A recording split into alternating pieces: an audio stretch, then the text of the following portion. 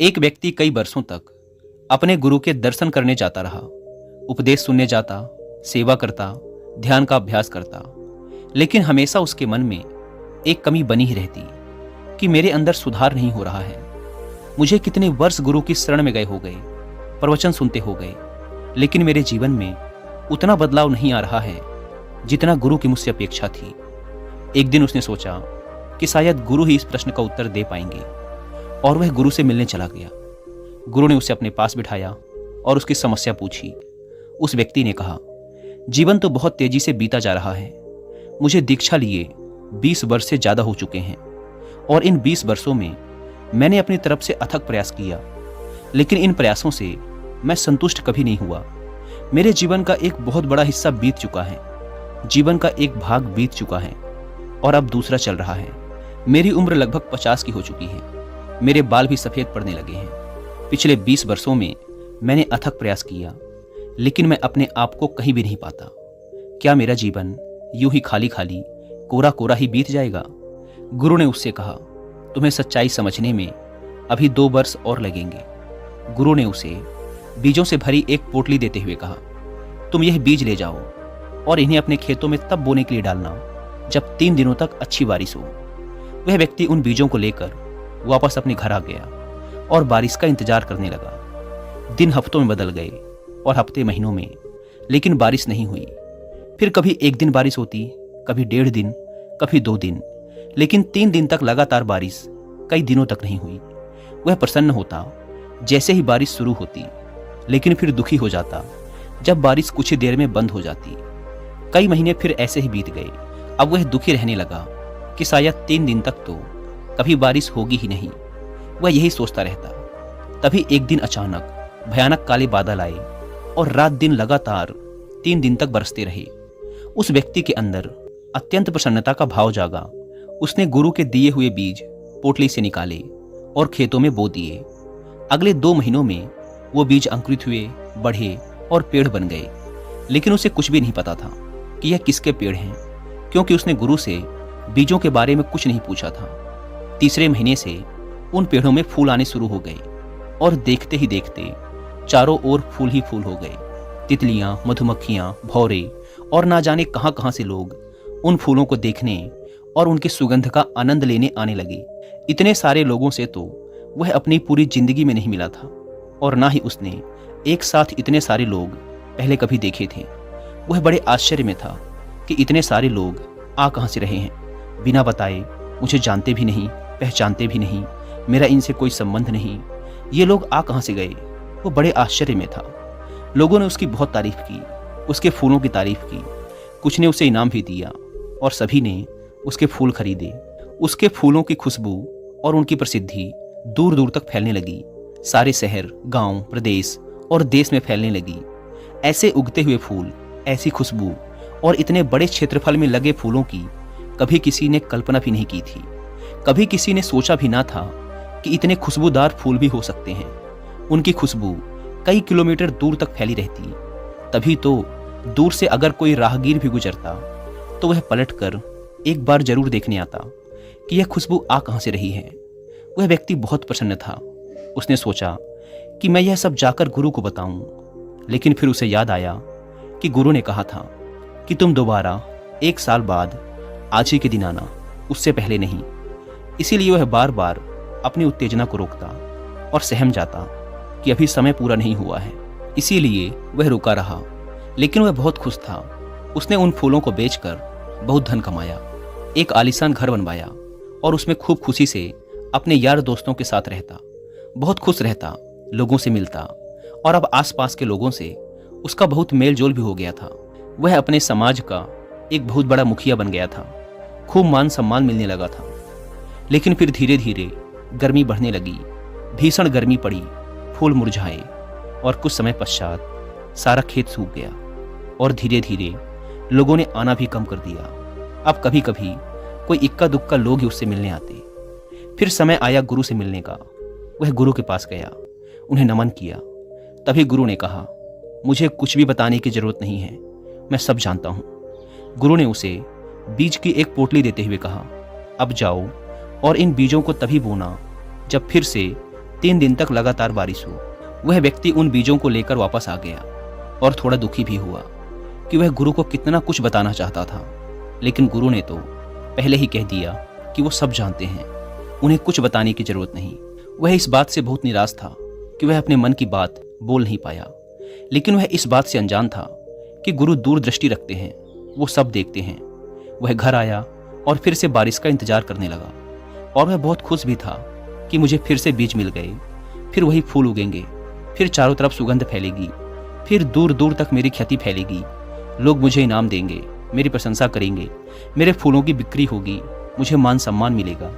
इन सब बातों के बारे में सोचकर वह अंदर से गदगद हो जाता, बार बार इन बातों को सोचता, बीजों की पोटली को देखता और प्रसन्न होता। यह कई दिनों तक चला और वह बारिश का इंतजार करता रहा, लेकिन बारिश नहीं हुई। जब हुई भी तो 1 दिन 2 दिन, लेकिन 3 दिनों तक लगातार बारिश नहीं हुई। कई महीने बीत गए। अब वह थोड़ा उदास रहने लगा कि क्या इस बार 3 दिन तक लगातार बारिश होगी ही नहीं। कहीं गुरु ने इस तरीके से मुझे कुछ समझाने का प्रयास तो नहीं किया जो मैं समझ नहीं पा रहा, क्योंकि अब तो बारिश हो ही नहीं रही। और अब वह मन ही मन तुलना भी करने लगा था कि पिछली बार तो इतने दिनों में बारिश हो गई थी, लेकिन इस बार तो उससे भी ज़्यादा दिन बीत गए और बारिश अब तक नहीं हुई। फिर एक दिन काले बादल आए और 3 दिन 3 रात तक मूसलाधार बारिश हुई। इस बार इतनी बारिश हो गई कि उसके खेत की मिट्टी का ऊपरी हिस्सा ही बह गया। वह यह सोचकर परेशान भी हो गया कि इस बार ज़्यादा समय लग जाएगा खेत को तैयार करने में, क्योंकि मिट्टी की ऊपरी परत बह गई है।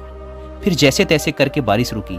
उसने बड़ी मेहनत से खेत तैयार किया और वो बीज खेत में बो दिए, लेकिन इस बार भी उसने गुरु से नहीं पूछा था कि यह किसके बीज हैं। उसने खुद ही कल्पना कर ली थी कि यह उन्हीं फूलों के बीज होंगे। धीरे धीरे वो बीज अंकुरित हुए, बड़े हुए और उनमें फूल आने लगे। लेकिन वह यह देखकर हैरान हुआ कि इस बार फूल इतने छोटे क्यों हैं। लेकिन वह फिर भी इंतजार करता रहा। उसने सोचा शायद इस बार इन पेड़ों में फल आने वाले हैं। लेकिन कुछ दिनों बाद उसने देखा कि सारे पेड़ों में धीरे धीरे हरी मिर्च लगने लगी है और वह मिर्च की फसल बड़ी तेजी से फलने फूलने लगी। धीरे धीरे वह मिर्च लाल होने लगी, लाल सुरंग। कुछ दिनों तक खेत में तोते आए। तोतों ने कुछ मिर्च खाई, लेकिन इस बार कोई तितली नहीं आई, कोई भौरा नहीं आया, कोई मधुमक्खी नहीं आई। और इस बार ना तो आसपास से कोई लोग आए, ना कोई सुगंध उठी, ना कोई सुंदर नज़ारे बने और ना ही दूर दूर से राहगीर आए उसके खेतों को देखने। इस बार ऐसा कुछ भी नहीं हुआ। वह बहुत आश्चर्य में था कि आखिर इसके पीछे क्या रहस्य है। वह थोड़ा चिंतित भी होने लगा, लेकिन थोड़ी उत्सुकता भी थी कि देखते हैं आगे क्या होता है।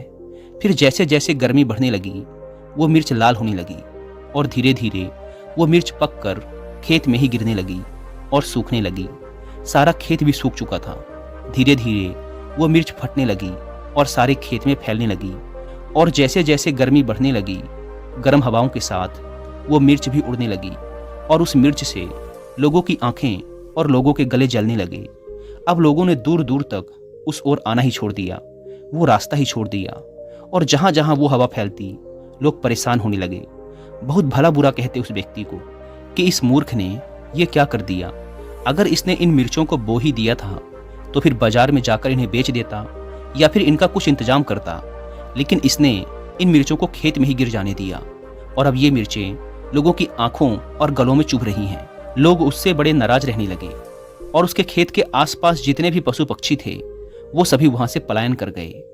वह बहुत डरा हुआ था, वह अकेला पड़ गया। अब वह किसी तरह से खुद को बचाता, क्योंकि उसकी भी आंखों और गले में मिर्च लग रही थी। वह दिन रात अपने मुंह को कपड़े से ढककर रखता और हवा की विपरीत दिशा में बैठकर खुद को बचाने का प्रयास करता। यह सिलसिला कई महीनों तक चला। उसकी गुरु से मिलने की प्रचंड इच्छा थी, लेकिन गुरु ने पहले ही बोल रखा था कि साल भर बाद आज ही के दिन आना। वह बहुत परेशान था। उसके लिए एक एक दिन काटना बहुत मुश्किल पड़ रहा था, लेकिन किसी तरह से वो दिन आ गया जब वह अपने गुरु से मिलने जा सकता था। वह गुरु के पास गया और अपना सारा हाल सुनाना चाहा, लेकिन गुरु तो पहले से ही सब जानते थे। गुरु ने कहा, मैं सब जानता हूँ, तुम्हारे साथ जो हो रहा है, लेकिन अगर तुम समझ पाओ तो। गुरु ने उससे पूछा, क्या तुम कुछ समझे इन 2 सालों में जो मैंने तुमसे कहा था कि अभी तुम्हें 2 साल और लगेंगे? तुमने क्या समझा? सबसे पहले तो तुम ये समझो कि तुम कौन हो, क्या तुम्हें पता है कि तुम कहाँ से आए हो? क्या तुम्हें अपने पैदा होने का पता है? उसने कहा, नहीं, मुझे नहीं पता कि मैं कैसे पैदा हुआ। जब मैं समझने लायक हुआ और लोगों ने कहा कि यह तुम्हारी माँ है, इसी ने तुम्हें जन्म दिया है, तब मुझे पता चला कि मैं इस माँ से पैदा हुआ हूँ। लेकिन मेरे पैदा होने का मुझे कुछ पता नहीं। गुरु ने कहा कि तुम्हें यह याद नहीं कि तुम कैसे पैदा हुए, तुम्हें यह याद नहीं कि तुम्हारे माँ बाप कौन हैं। तुम्हें बताया गया कि ये तुम्हारे माँ बाप हैं, तब तुमने जाना कि ये तुम्हारे माँ बाप हैं, तुम इन्हीं से पैदा हुए हो, और फिर तुमने परिवार बनाया। क्या तुम्हें याद है कि तुम अपने परिवार को अपने साथ लेकर आए थे? क्या तुम्हें याद है कि तुम पैदा होते समय अपने साथ कुछ लाए थे? वह बोला, नहीं, मुझे याद नहीं कि मैं अपने साथ कुछ लाया था। तब गुरु ने कहा, क्या तुम्हें याद है कि तुम आज जो समझ रहे हो कि तुम्हें इतना ज्ञान है, तुमने इतना अध्ययन किया, तुम विद्यालय गए, तुम्हारे इतने यार दोस्त हैं, तुम्हारे बाल बच्चे हैं, तुम्हारी बीबी है, क्या इसमें से कोई भी ऐसा है जो पैदा होते वक्त तुम्हारे साथ था? या जब तुम्हारे माँ बाप ने तुम्हें बताया कि तुम हमारे बच्चे हो, तब भी क्या तुम इनमें से किसी के साथ थे? उसने जवाब दिया, नहीं, तब तो मैं एकदम अकेला था। गुरु ने पूछा, क्या तुम्हारे पास कोई पैसे थे, कोई धन दौलत थी? क्या कोई ऐसा इंतजाम था जिसके सहारे तुम अपना सारा जीवन निर्वाह कर सको? तब उसने कहा, नहीं, मेरे को तो जो मेरी माँ देती थी मैं वही खा लेता था। और क्या तुम्हारे पास ऐसी कोई भविष्य की चिंता थी कि कल तुम्हें दूध मिलेगा या नहीं मिलेगा, या फिर रोटी मिलेगी या नहीं मिलेगी? क्या तुम इसको लेकर चिंतित रहते थे? तब उसने कहा, नहीं, मैं चिंतित नहीं रहता था। मुझे तो जो मैं मांगता था मेरी माँ दे देती थी, और अगर उनके पास नहीं होता था तो इंतजाम करती थी, या फिर पिता से कहती थी कि बेटा ये मांग रहा है, लेकर आ जाओ। लेकिन मैंने तो अपनी तरफ से कुछ नहीं किया। मुझे याद नहीं कि मैंने कभी ये भी सोचा हो कि मुझे दूध कहाँ से मिलेगा, वह मुझे मिलता ही रहा है। तब गुरु ने कहा कि जब तुम्हें ये सब तब मिलता रहा है जब तुम्हें कुछ भी पता नहीं था, जब तुम्हें यह भी पता नहीं था कि कल तुम्हें यह मिलेगा या नहीं मिलेगा, तब भी तुम्हें यह मिलता रहा। जब तुम्हें यह भी पता नहीं था कि तुम कौन हो, कहाँ से आए हो और क्यों आए हो, तब भी तुम्हारी सारी परवरिश, सारी पूर्ति होती रही। तो क्या तुम ये सोचते हो कि अब तुम यह सब कर रहे हो? क्या अब तुम ये सोच रहे हो कि तुम्हें 20 साल यहाँ आते हो गए और तुम्हें अभी तक कुछ नहीं हुआ? तुम्हें क्या होना है? तुम क्या पा लेना चाहते हो? तुम तो हो ही नहीं। तुम कौन हो, जरा सोचो इस बारे में। क्या तुम्हें जिस नाम से पुकारा जा रहा है तुम वही हो? क्या तुम्हें पता है कि यह तुम्हारा ही नाम है? उसने कहा, नहीं, मुझे पता नहीं कि यह मेरा ही नाम है। लेकिन जब मेरे कानों में इस नाम की आवाज़ पड़ने लगी, जब मुझे यह समझ आने लगा कि यह मेरे से कहा जा रहा है, तब धीरे धीरे मुझे पता चला कि मेरी माँ मुझे इस नाम से पुकारती है। तब मुझे पता चला कि यह मेरा नाम है। तब गुरु ने कहा कि तुम हो ही नहीं, तुम अपने से आए ही नहीं हो। क्या तुम अपने से आए हो? क्या तुमने चुना था कि यही मेरे माँ बाप होंगे, यही मेरा घर होगा? क्या पैदा होने से पहले तुमने इस बारे में कुछ सोचा था, कोई चुनाव किया था? उसने कहा, नहीं, मुझे तो कुछ याद नहीं है कि मैंने कुछ चुनाव किया था। मुझे यह भी याद नहीं कि मैं पैदा हुआ। मुझे यह भी याद नहीं था कि ये मेरी माँ है, ये मेरे पिता हैं। मुझे कुछ भी याद नहीं, मेरा कोई चुनाव नहीं। तब गुरु ने कहा कि तुम हो ही नहीं। तुम अब जो कह रहे हो कि मैं हूँ, तुम जो कह रहे हो कि मैंने इतने फूल उगाए, क्या ये तुम्हारे बीज थे? क्या ये तुम्हारे फूल थे? क्या किया तुमने इन फूलों को उगाने में? जरा बताओ। वह चुप हो गया। उसके पास कोई जवाब ना था। वह सिर झुकाए गुरु के सामने खड़ा रहा। गुरु ने कहा, ये बीज तुम्हें मैंने दिए और इन बीजों को तुमने 3 दिन बारिश होने के बाद जमीन में डाला। क्या वो बारिश तुमने कराई थी? क्या वह मिट्टी जिसमें बीज अंकुरित हुए उसे तुमने बनाया था? क्या तुमने इनके लिए कोई प्रयास किया? वह आंखें झुकाए चुपचाप खड़ा था। उसके पास अब कोई शब्द नहीं थे। गुरु ने कहना जारी रखा, क्या तुमने इन बीजों को जमीन के अंदर फटते हुए देखा है? क्या तुमने देखा है कि ये कैसे अंकुरित हुए और कैसे उसमें से पेड़ निकला? ये जमीन के अंदर जो सारा खेल हुआ, क्या तुमने इसके लिए कुछ प्रयास किया था? क्या तुमने उन बीजों के अंदर जीवन डाला था?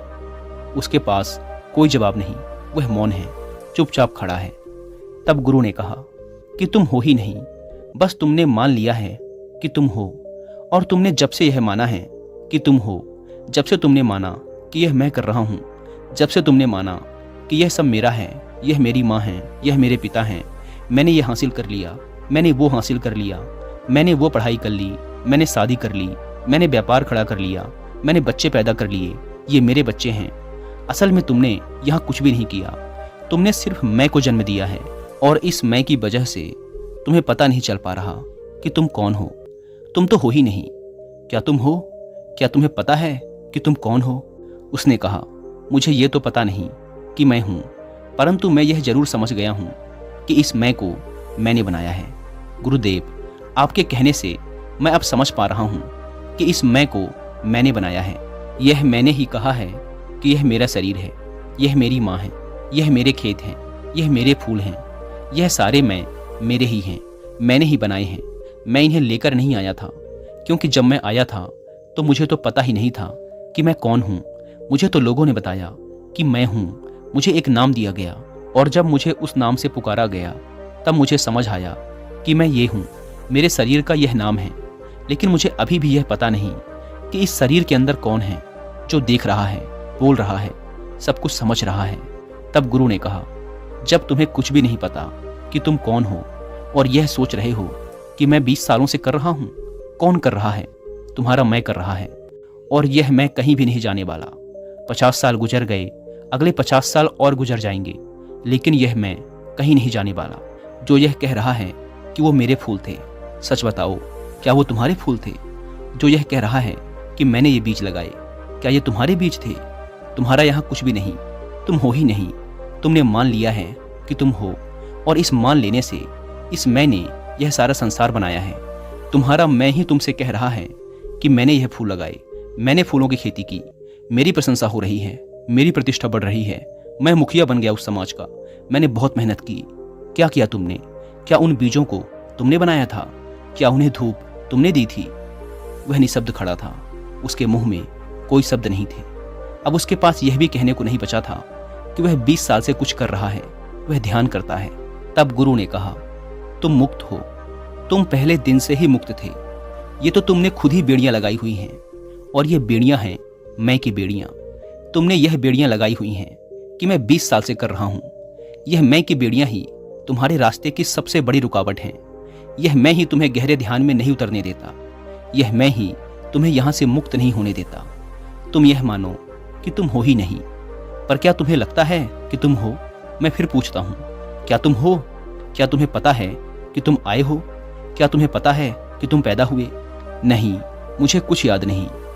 तो फिर तुम हो ही नहीं, तुम बस मान के बैठे हो। जो कुछ तुम्हें दिख रहा है वह मैं है और इस मैं की वजह से ही तुमने संसार बनाया है और अभी भी तुम कह रहे हो कि मैं 20 साल से कर रहा हूं। यह तुम्हारा मैं ही तो कह रहा है। तो फिर यह मैं जाएगा कहां? यह तो यहीं रह जाएगा। तुम्हारे कोई बीज नहीं, तुम्हारे कोई फूल नहीं और ना ही तुम्हारा कोई प्रयास है बारिश कराने में, ना ही तुमने उन पौधों को हवा दी। क्या तुम्हारा कोई प्रयास है उन फूलों की खुशबू लाने में? क्या तुमने उन मधुमक्खियों को, भौरों को, तितलियों को कोई संदेश भेजा था? क्या फूलों के अंदर रस तुमने पैदा किए थे? तुम हो ही नहीं, बस तुमने मान रखा है कि तुम हो और तुम साथ कुछ भी लेकर नहीं आए। क्या तुम अपने साथ कुछ लाए थे? तुम्हें तो कुछ भी नहीं पता था। तुम्हें तो कपड़े पहनाए गए, तुम्हें साफ सफाई से रहना सिखाया गया। तुम्हें यह भी पता नहीं था कि कैसे खाना है, कैसे पीना है। तुम्हारे मुंह में स्तन को लगाया गया, तब तुमने दूध पीना सीखा। क्या प्रयास किया तुमने अपनी रोटी, अपने दूध के लिए उस समय? वो तुम्हें मिलता ही रहा और आज तुम ये सोचते हो कि मैं इंतजाम कर रहा हूँ, मैं कमा रहा हूँ। आज तुम सोचते हो कि ये मेरे बच्चे हैं, जब मैं खिलाऊंगा तब ये खाएंगे। तुम हो ही नहीं, बस तुम मान के बैठे हो। और जो ये सोचता है कि मैं हूँ, मेरे बच्चे हैं, मैं कमा रहा हूँ, मैं कर रहा हूँ, यही मैं ही तुम्हारे दुख का कारण है। यही तुम्हारी बंदिश है, यही तुम्हारा बंधन है, यही तुम्हारी बेड़ियां हैं। तुम मुक्त ही हो। तुमने शरण ले ली है बुद्ध की, तो अब मुक्त हो जाओ। तुम मुक्त ही हो और तुम्हें सब कुछ मिलता ही रहेगा। यह कहते हुए गुरु मौन हो गए। कहा जाता है कि वह शिष्य इसके बाद वहीं बैठकर ध्यान में तल्लीन हो गया और उसके बाद वह उठा ही नहीं। वह मुक्त हो गया, उसे परम निर्वाण प्राप्त हो गया।